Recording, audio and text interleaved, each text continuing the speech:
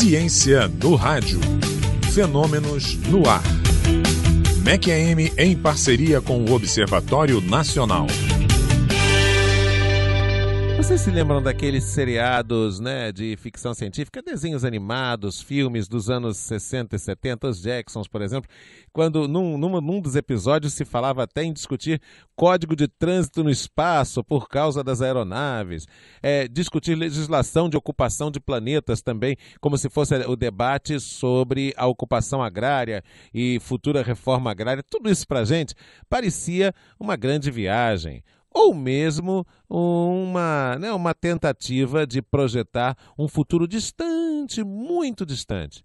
Só que a coisa não é bem assim. Quer dizer, existem tantos e tantos, nós debatemos aqui com a outra entrevistada do Observatório Nacional na quarta-feira passada, tantos e tantos, né, equipamentos no espaço, na órbita, logo acima da órbita do nosso planeta, que é necessária uma regulação, uma regulamentação, o direito a essa aeroespacial, o direito a essa ocupação. Pois bem, amanhã, dia 9 de junho de 2016, vai acontecer um seminário no Observatório Nacional e o tema será direito. É isso mesmo, é um seminário interdisciplinar, porque vai misturar ciência com o direito, com a advocacia. Eu converso agora sobre o principal palestrante deste evento, Dr. Alexandre Tolipan, advogado, mestre em Direito Internacional, especialista em Relações Internacionais e presidente da Comissão de Direito Internacional da Ordem dos Advogados do Brasil, seccional Rio de Janeiro, OAB-RJ. Dr. Alexandre Tolipan, muito obrigado pela gentileza e bom dia. Bom dia. Eu brinquei aqui na abertura porque a gente, há uns 30 anos, 40, acharia isso, não precisa disso. Só que é muito necessário mesmo que exista esse acordo geral, essa negociação internacional envolvendo os direitos de ocupação do espaço. Principalmente em que itens, em que temas? Marco Aurélio, o debate agora está se focando cada vez mais na utilização e extração dos corpos celestes. A maior preocupação que está se vendo agora é o que aconteceu nos Estados Unidos no final do ano passado, que passou uma legislação interna dando direito a empresas americanas explorarem minerais, em especial em meteoros e meteoritos. Qual é o problema aí? É que o princípio geral do direito espacial, também datado da época que você colocou, nos 50, anos 60, é de que o espaço é de todos, ao contrário do que se tratava antes, que as terras eram terra nulis, né, de que a terra seria de quem chegasse primeiro e pegasse, o espaço, ao contrário, é de todos, como o mar. Significa dizer que ninguém pode explorar sem o consenso do resto da comunidade. Então, o maior problema que a gente está tendo agora no direito internacional é a discussão exatamente sobre essa lei americana e sobre como vai ser tratado o uso por empresas privadas do espaço. Pois é, então aí já a primeira grande diferença, que é a questão de que não tem essa de quem chegou primeiro ganha.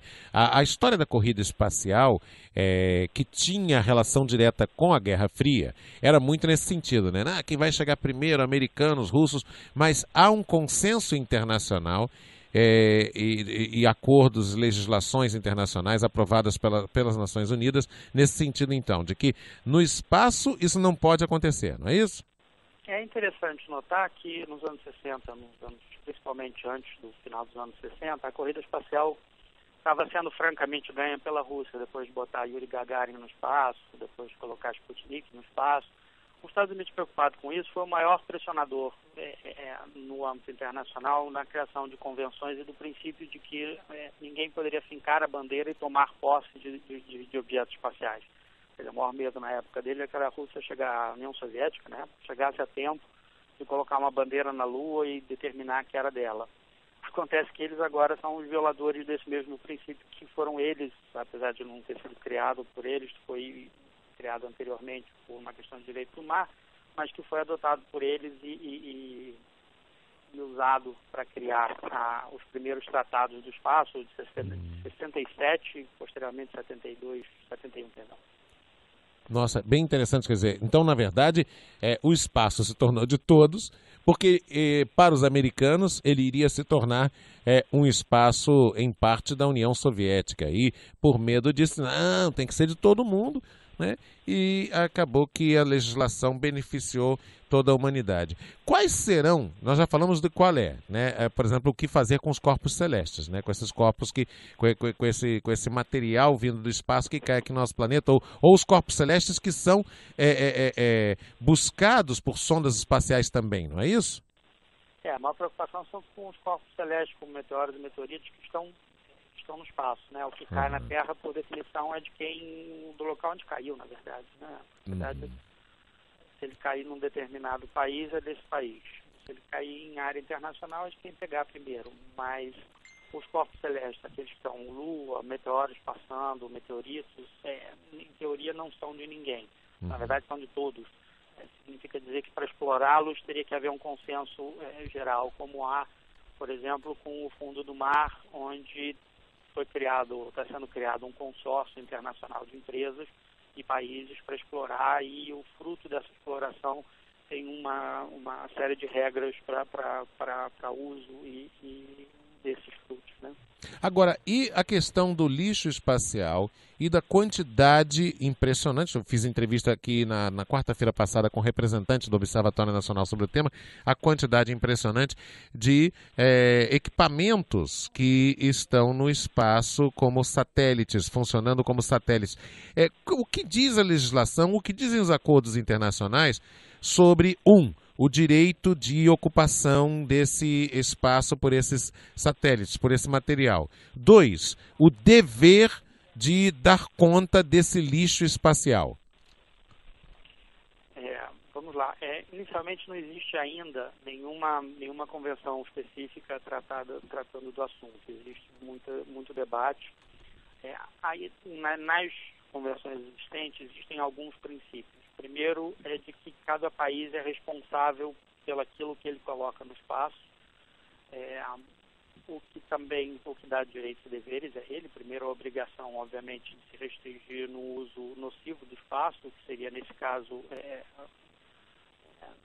se levar muito material para o espaço, e o direito sobre todo e qualquer material dele que volte à Terra. Tá? Então, tanto astronautas quanto naves que caiam, quanto naves que voltem, elas devem ser retornadas ao seu país de origem, não importa onde elas terminem. Acontece, porém, que está sendo debatido exatamente isso. A Convenção de 67 e 72 diz apenas, na época não se imaginava o tamanho do problema, né? Diz apenas que haverá um debate sobre o uso nocivo do espaço no mesmo tempo, né? Quer dizer, a comunidade internacional deve se juntar para debater o que fazer. Esse debate está sendo feito, mas até agora não existe uma conclusão séria, já que o espaço continua sendo de todos, então ainda é possível colocar, qualquer um tem direito de colocar objetos no espaço. E não existe ainda um controle devido, do ponto de vista legal, sobre limites, sobre como fazer, quem pode, o que fazer com os objetos depois que eles perdem a sua vida útil, ainda não foi feito. Uhum. Bom, além dessa discussão que nós falamos anterior sobre corpos celestes, sobre meteoritos e tudo, e dessa inexistência de legislação mais rigorosa quanto aos equipamentos deixados por diferentes países no espaço, que outro tema ou que outros temas serão destacados amanhã em sua palestra, que o senhor considera relevantes no momento nesse aspecto da legislação sobre a ocupação do espaço? Na verdade, minha palestra amanhã vai se focar principalmente na questão do princípio de que o espaço é um bem da humanidade e as contradições atuais da legislação americana, em especial a questão da exploração econômica do espaço, né? Acho que a única outra forma de exploração econômica que eu ainda não tratei aqui, que também deve vir a ser discussão de debate, é a questão de navegação. Cada vez mais a tecnologia está se aproximando de um momento em que, por exemplo, voos internacionais podem ser feitos de forma suborbital, que cortaria uma viagem Rio de Janeiro, Austrália, de 12 horas para 4 horas. No entanto, obviamente, como qualquer tráfego aéreo, no momento que isso se tornar uma realidade, vai ter que se haver legislações, como existe hoje, de uso do espaço aéreo para controlar essa navegação. Esse debate ainda, apesar da tecnologia estar chegando perto, o debate legal ainda é um pouco insípido e não existe nenhuma legislação a respeito por enquanto. Certo. Muito obrigado. Ótima palestra para o senhor amanhã. Muito obrigado por ter contribuído aqui com o nosso programa e com o nosso quadro, que é uma parceria oficial da Rádio MEC-AM com o Observatório Nacional. Advogado e sócio do escritório Alexandre Tolipan Advocacia, mestre em Direito Internacional pelo Instituto de Altos Estudos da Universidade de Genebra, especialista em Relações Internacionais pela Universidade Estácio de Sá e é presidente da Comissão de Direito Internacional da OAB Rio de Janeiro. Falou com a gente, doutor Alexandre Tolipan. Muito obrigado, um grande abraço para o senhor. Grande abraço, Marcarelli. Muito obrigado. É o palestrante amanhã em evento do Observatório Nacional. Nosso parceiro nesse quadro, que é o Ciência no Rádio, porque... claro, fenômeno é algo natural. Ciência no Rádio. Fenômenos no ar.